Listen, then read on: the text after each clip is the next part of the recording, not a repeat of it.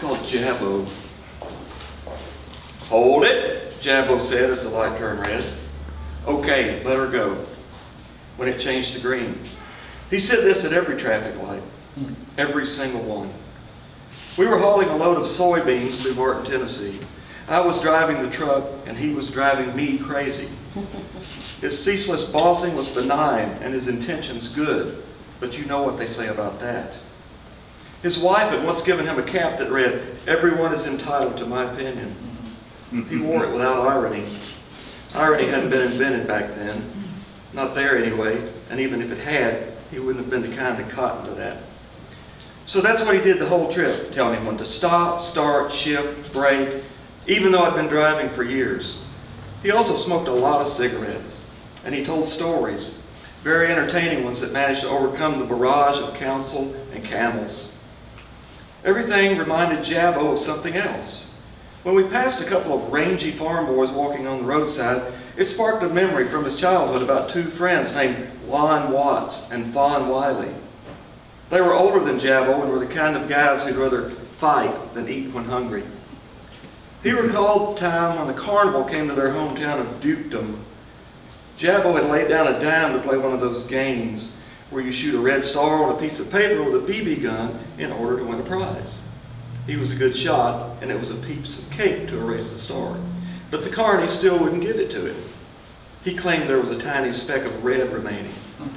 Jabba argued, but the asshole wouldn't give in, so Jabba began to cry. About that time, Lon and Fawn walked by and asked Jabba what had happened. He told them about the target. Lon examined it and told the guy to give Jabba the prize. The carny didn't appreciate the advice and asked him just who in the hell he thought he was. He replied, "I'm Lon Watts, the fighting son of a bitch in Dukedom, Tennessee." Then he hopped across the counter and started to beat the hell out of the guy, who barely escaped a complete ass whipping by crawling out the back of the tent and running away. Lon stood proudly behind the counter, announced free gifts for everyone, and gave away the entire inventory of stuffed animals, toy guns, rubber snakes, and other assorted detritus. Jabba was on pure autopilot now as we traveled. He didn't actually expect you to look at every old rusted barn, roadside fruit stand, and catfish restaurant that you passed. No, this was purely for personal entertainment. His son told me that when he was a kid, they had driven all the way from Tennessee to New York to visit the World's Fair.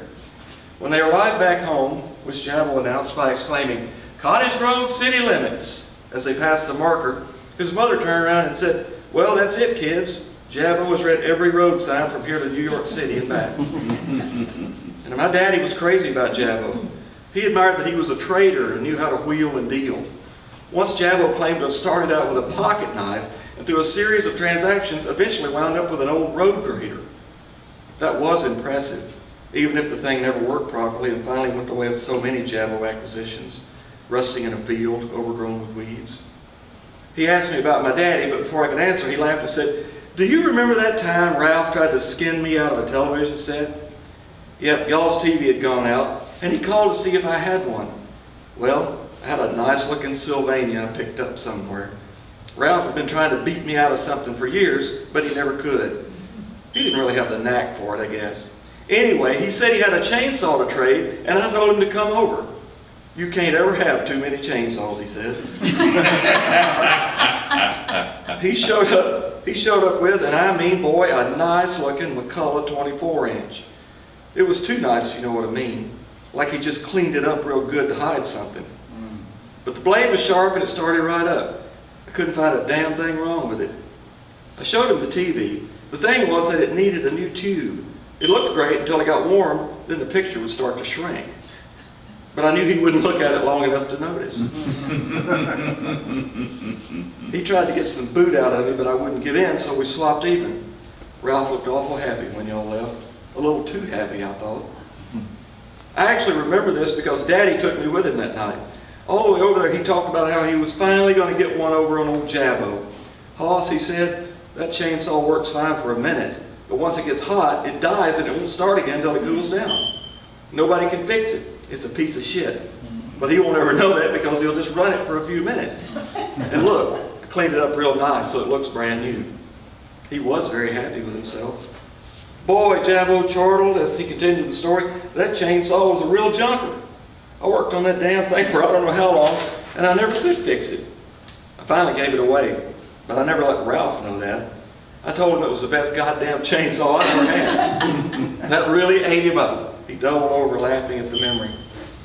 When Jabbo died, it set some kind of record at the funeral home. Everybody knew and loved Jabbo.